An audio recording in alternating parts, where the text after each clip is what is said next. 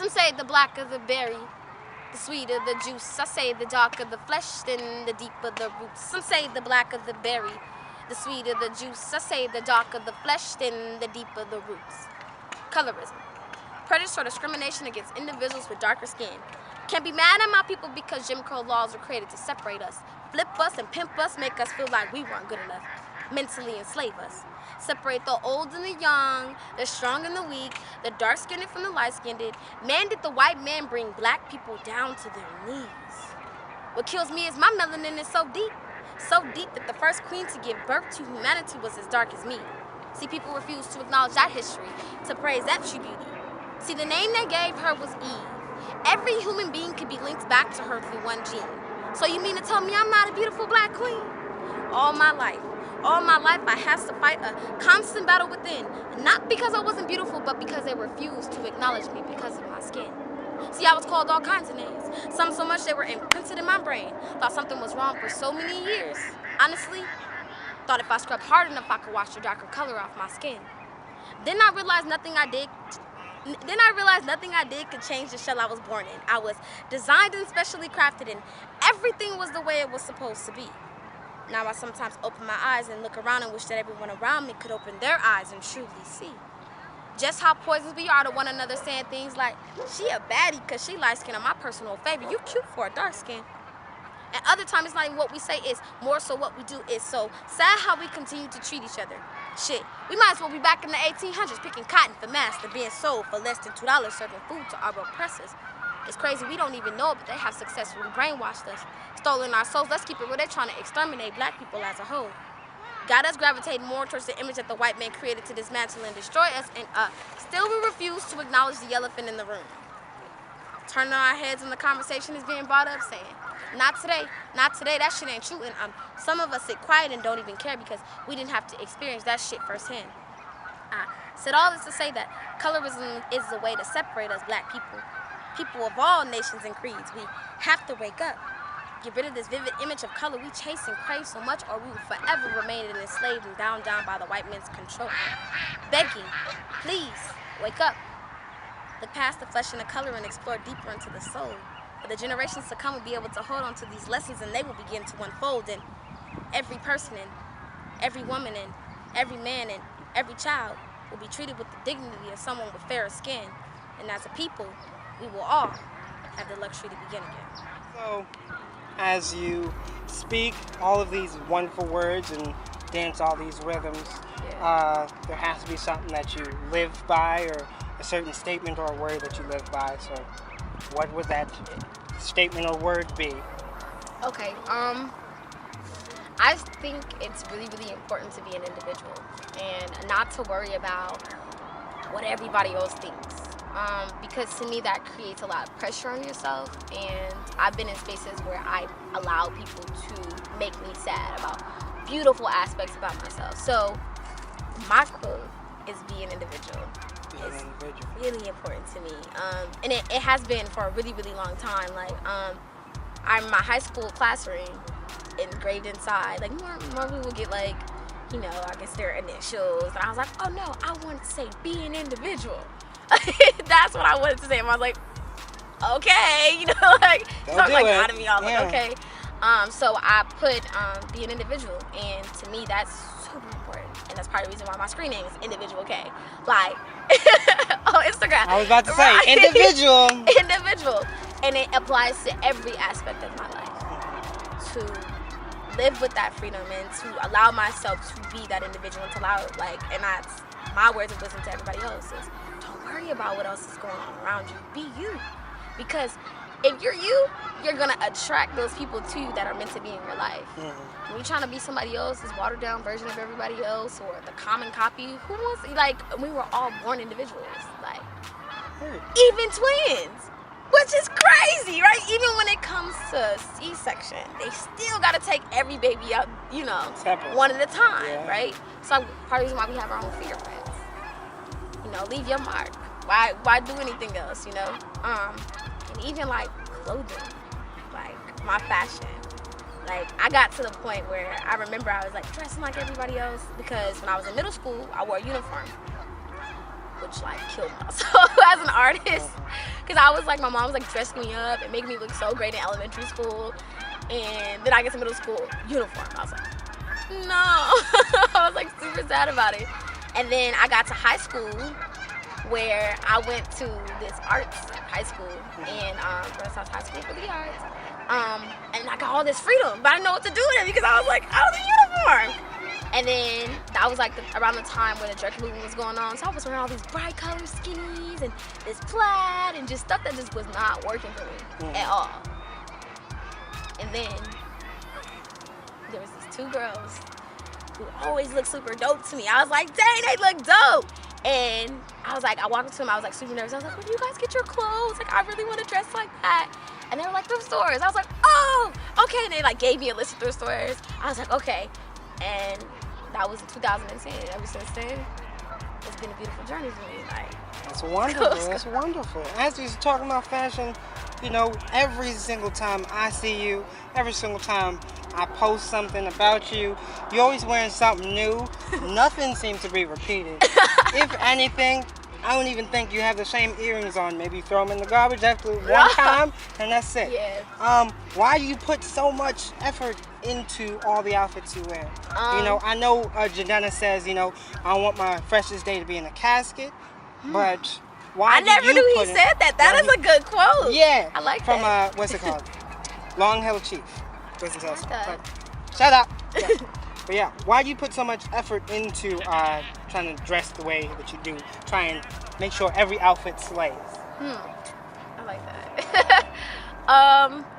So like I said, I was just like lost, like, you know, like when I didn't have that identity in self and like know that I could like wear these clothes that would be like super cool. But I think that part of the reason I started like really like getting into fashion and dressing up and making it different was because like I said, I will always be an individual. So, and it's also like a way for me to exercise another art, because everything is art to me. Like everything, the whole world you can look at it is art, you know.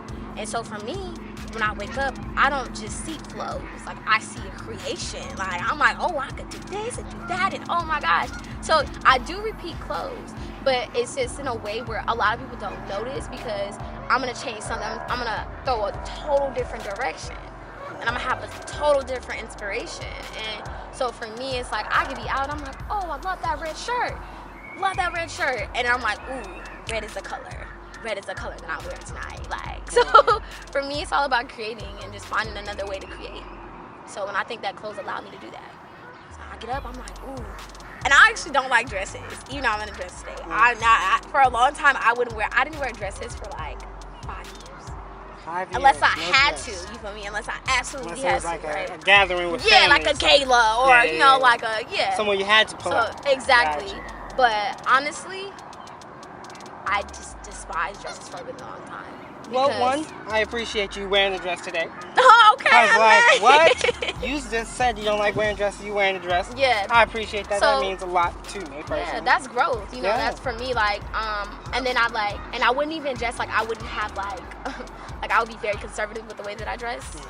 Because I thought it was something wrong with being sexy. Like, there's something wrong with showing a little neck or some boobies. You know, like, I was like, no. Like, I want the person to love me for my mind and not be distracted by my physical aesthetics. Gotcha. Right? So for me, for a long time, like, I wouldn't dress sexy and I wouldn't wear dresses. And, like, because to me, it's so simple. You can throw on a dress and it's, like, simple and it's fast and you can just go, right?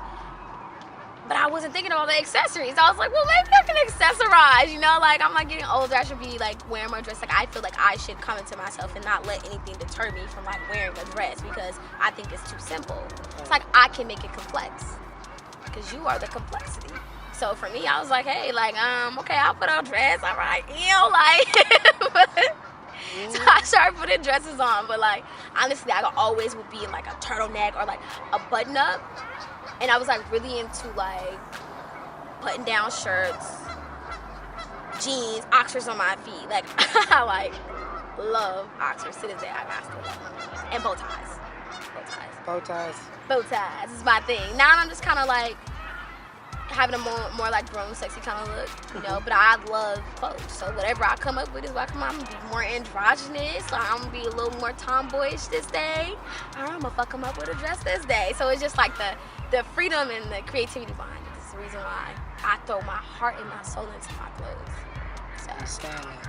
Completely understand. So you being an individual as you are, and you wanting to show how much of an individual you can be, why did you go to NPP, New Perspective Party? You know, thanks to George and Imani having a creative idea to bring musicians and artists all together. Why did you choose to go to a random house, although it's bomb? Random house. Why did you go? When I met Bumani and George, like just awesome people, you feel me? Like just amazing people. Like their energies are so like dope. And I just remember thinking to myself, like, what a privilege to be invited into something like a creative space with other creatives. Why the hell not? Like, oh, I'm going. Like I remember thinking like, oh, it's gonna be so fun. Like I thought it was gonna be like some kumbaya, like sit in the corner circle, you know, sing a little, dance a little. But it was like amazing. I was like, okay. Like, I remember being so emotionally drained and happy at the end of the jam session. Like I just remember thinking like, what just happened? Like I had to like take it all in because I wasn't prepared for it. But I'm like open to new experiences and like I'll do anything at least once because I think it's important to allow yourself those opportunities to get to meet new people. Like I'm that one person that a lot of people be drawn into their phone. When I get in somebody's car, I want to talk to them about their lives. Like, what's the craziest thing you saw? You know, like so for me, it was another opportunity to be around beautiful artists. And I know I speak for a lot, if not all artists, when you're around another artist and you're an artist, that's like the few times, like that maybe that one time where you completely feel safe.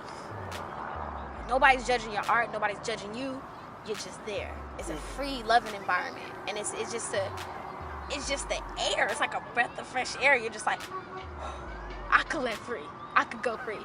You know, because a normal person doesn't think the way an artist does. And so when you're around other artists, you're just like a butterfly. Like, yay! So for me, it was just like an honor. It was an honor to be able to be in that space with so many beautiful artists. And when I went home, I cried. I'm a little sensitive savage, but I like full blown, like, it was just so beautiful. Like, it was so beautiful. And I'm just glad that they created something like that. Okay, and due to the fact that they created it, the fact that it was beautiful, why do you feel that it's important to have things like New Perspective Party and other little venues around this coast? Why is it important to have all these artists come together? Like, what's the reason for it? Well, what do you feel is? I mean, like I said, art for me is like everything. It's the way I come apart. It's the way that I come to. So, you know, you do have this value of artists in society, and it's crazy because nothing can be created without an artist. True. Nothing. And you know, and then you think about it on like a spiritual level, or I don't want to say religious, but like most people think of God as a creator. You know, that's why we're gods. Because we create life. But no, so for me, like, there is this value, and it makes us as artists feel devalued. Like, we don't matter. Like, something's wrong, you know? And so when you can create a warm space like that and bring creative artists together, you can create inspiration. And you know, we get so hard on ourselves as artists, like, oh, we're not good enough, because people are telling us that. But when you get around another artist and they're like, that was amazing, it's like, that's like the best compliment you can get, because you know that person is coming from a very like, not only warm place, but a place where they're actually looking from a different lens. You know, they have a different view, and they have more of a deeper thought about what they're doing. So it's like, for them to appreciate your art is like, Jesus, you know, like you can't finally somebody right. Like, it's just and it's like I said, so it's a source of inspiration. It's a source of it's a push that sometimes you just need.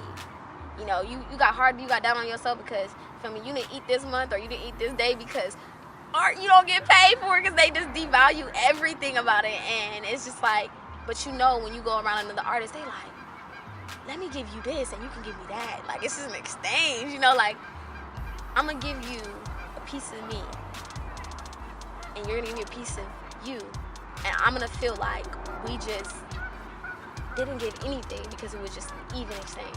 You don't have that with normal people, or your general society because they don't see what you see. Being an artist is a blessing and a curse. It really Because is. you see stuff before it happens, and people are like, I didn't see that. I didn't see that. You know, I had a conversation earlier with you about like different types of art and how a kid will watch a movie or hear a song before they pick up a book, which is kind of sad, but in itself, like, it's like a beautiful thing, and that's how powerful art is. So for me, like, I remember one time I was at the movie theaters, I went to go see The Purge. I was like, oh, it's gonna be good, like, and I walked out so upset, and I was really pissed. I was like, I can't believe this. And 2 black males died for a white woman, and not to say that, like, for me, like, to me that hurt me because I know my history, and I know, like, there was no way in hell, you know, like, wow, like, I was just so upset about it, and my friends didn't see the political message. I saw it very clear, and they were like, why are you crying, why are you tripping? I was like, you didn't see that, like, you didn't see that. And so like I said, it's a blessing and a curse, but to be around other like-minded people, you just feel understood and you feel safe. And a lot of artists, we don't get that on a regular day basis, so it's important to bring people together, to give them that extra push, that extra inspiration that they've been looking for all week that they haven't been able to find. So I think it's a really good thing. I support them. Everyone except for one, because I was at a concert, my concert series, and giving value to our underground artists and the small venues, and just coming to go support them. So, but yeah, so That's that. that is that. In all of this artistry, you can't just go on yourself as like just being that main artist. We have so many artists, underground, above ground, Man, every type of artist that can be. So who are your 3 artists? They can be music, art. I gotta give you top 5. I mean top 5. Yeah, I gotta give you top 5. Let's do I gotta top give you top 5. So 5. top 5 artists of any art in particular. Okay. Number 1, Malcolm X. Heard. And most people argue he's not an artist, but he's Oh. number 1. He's number 1. Activism is always art. Man, one of the most prolific speakers, and to be able to stop a room and make everybody listen, that's art. You sick with your words if you could do that. Yeah. So that's 1. 2, Jessie J. One of the best vocalists of all time, and she just got me through a lot of like hard times, and just like she, you know, like her first album, she was always like, she had a song called Who You Are. It's basically about being you, and you know how important that is to me. Individualism. Okay, that's that. Number 3, Angel Hayes. Angel Hayes. She's just sick. Like, ooh. And to me, she's not valued enough. Like, she's just so dope, and just, she lives in her truth. And even when she struggles, it's just like, I'm going to put that in my music, and I'm going to let everybody know that you're not the only person struggling. So, Angel Hayes. 5, Frida Kahlo. 4, Frida Kahlo. Frida Kahlo. She's amazing. She just was all about herself. You mean she was herself, and she wasn't afraid to do whatever and say whatever and paint whatever. It was just like in your face. 5, Basquiat. Because he was just so cool and weird. Like, but yeah, so that's 5. That's my top 5. I want to thank you so much for coming out to speak to me on the first ever episode of Speak Easy. Thank you so much. So much. This means more to me than you probably being interviewed, because I didn't think that my art was important, and due to this conversation, I see that at some point in time I've got to get over the fact of trying to appeal to everyone and just, like you said, be an individual. Exactly. To the camera. To the camera. Yes. It's about time, you know. Right. Ready? Yes. Okay. I'm Kierunya Davis, and you're watching Speak Easy.